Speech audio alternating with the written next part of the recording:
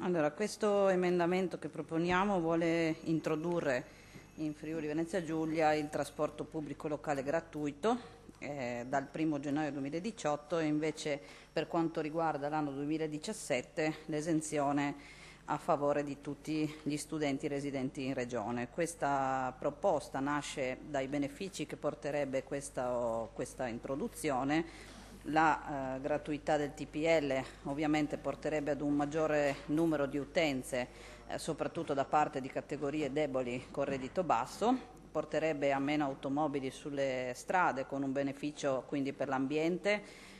si abbasserebbe l'inquinamento, il numero degli incidenti vista la presenza di meno automobili sulle strade, il traffico nelle città e quindi il miglioramento della qualità dell'aria e la salute dei cittadini stessi. Diverse città europee hanno già introdotto o stanno sperimentando questa buona pratica e hanno avuto anche altri benefici perché molti cittadini si sono trasferiti nelle località per appunto il fatto che c'era il trasporto pubblico gratuito e ovviamente andando a vivere in queste città c'è stata una maggiore entrata fiscale da parte appunto delle maggiori tasse. Proprio nei giorni scorsi, tra l'altro, c'era un articolo apparso su un quotidiano locale dove gli studenti del Pordenonese chiedevano gli abbonamenti meno cari, forse queste proposte l'assessore le ritiene magari inique, visto che ce l'ha detto anche a noi, ma di fatto lamentavano il fatto che l'abbonamento è alto e pregavano appunto di poter avere una riduzione in qualche maniera per riuscire a pagare insomma di meno.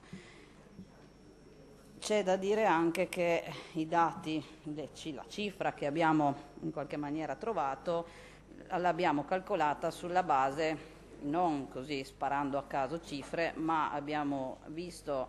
gli atti dell'attuale gara del TPL, l'allegato 11, è presente una tabellina che specifica il numero degli abbonamenti totali emessi dalle 4 aziende di trasporto nel 2013,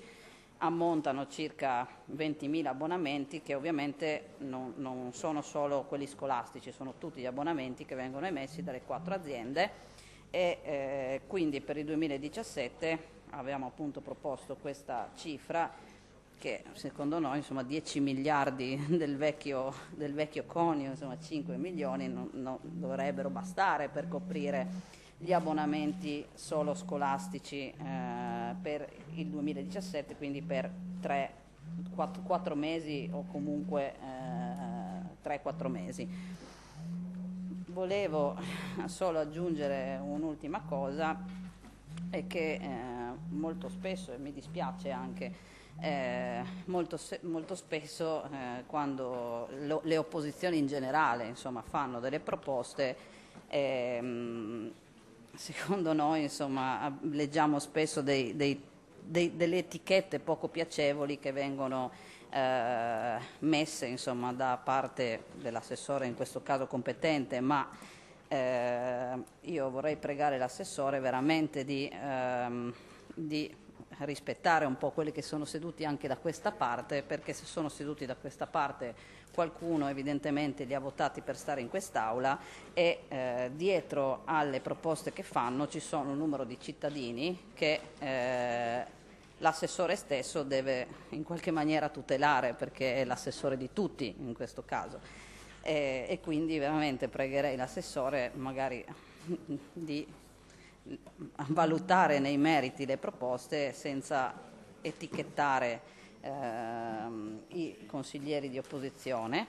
e in più, se l'assessore vuole estendere questa misura anche al trasporto su rotaia, noi saremmo assolutamente ben lieti di accogliere anche questa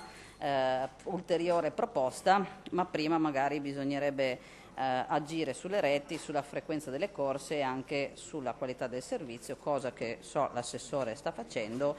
e quindi questa è la proposta che noi facciamo e speriamo insomma, che l'Aula ne dibatta. Grazie.